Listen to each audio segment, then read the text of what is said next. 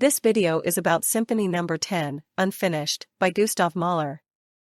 I will explain the most important things about the work and the composer. Gustav Mahler spent the last years of his life in Vienna and New York. He was the principal conductor of the New York Philharmonic and the Metropolitan Opera.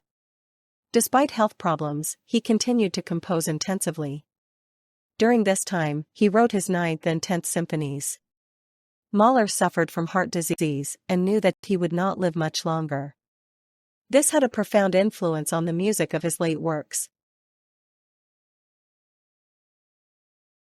Mahler began work on the Symphony No. 10 in the summer of 1910. He was staying in Toblach, South Tyrol, and was working on the sketches. The composition was overshadowed by personal crises. Mahler's marriage to Alma Mahler was in trouble, and he learned of her affair with the architect Walter Gropius. Despite these circumstances, Mahler created a work of great emotional depth. Mahler died in 1911 before he could complete the Symphony No. 10. He left behind detailed sketches and drafts for 5 movements. The first movement, Adagio, was the most advanced and could be fully orchestrated.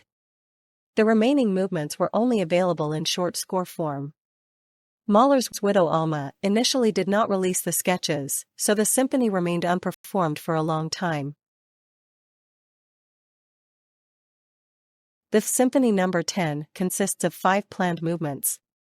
The first movement, Adagio, is a slow movement with moving harmonies. The second movement, Scherzo, is lively and rhythmic. This is followed by a shorter third movement, Purgatorio. The fourth movement is another scherzo, followed by the fifth movement, Finale. Each movement shows Mahler's characteristic blend of drama, melancholy, and hope. The British musicologist Derek Cook began reconstructing the Symphony No. 10 in the 1950s. His work led to the first complete performance of the work in 1964. Cook used Mahler's sketches to complete the missing orchestrations. Although some critics were skeptical, Cook's version was widely recognized. Other musicologists and composers have also created reconstructions.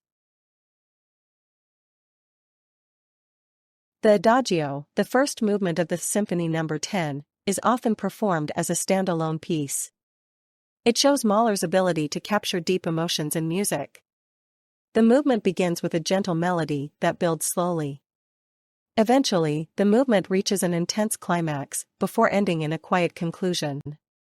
The Adagio is interpreted as Mahler's farewell to the world. The Symphony No. 10 is characterized by Mahler's inner struggle. His notes in the sketches show his personal fears and worries. On the manuscript of the Purgatorio movement, he wrote, "O God, why hast thou forsaken me?"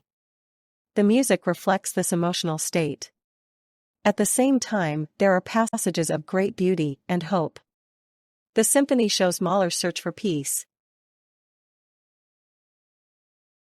Although Symphony No. 10 remained unfinished, it has an important place in Mahler's work.